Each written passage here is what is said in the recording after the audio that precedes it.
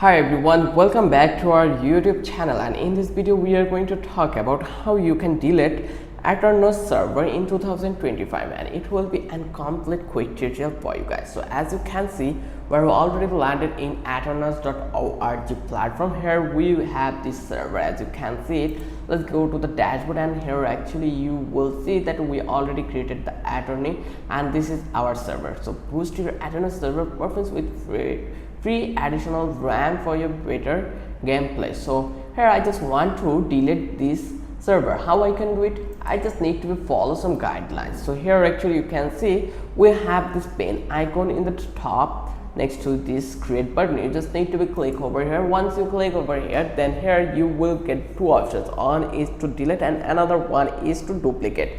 So I don't want to duplicate this one, I just want to delete this one. Just click over here, delete, and here you can see the pop-up has been come over to the desktop, and here we just need to read this one. Do you really want to delete this server?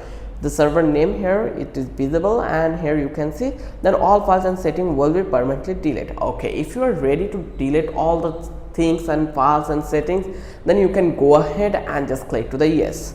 Once you click over here, then this is only possible when your server is offline. Okay, my server is offline actually. So here let's click this one and just click this one, and here just click this one.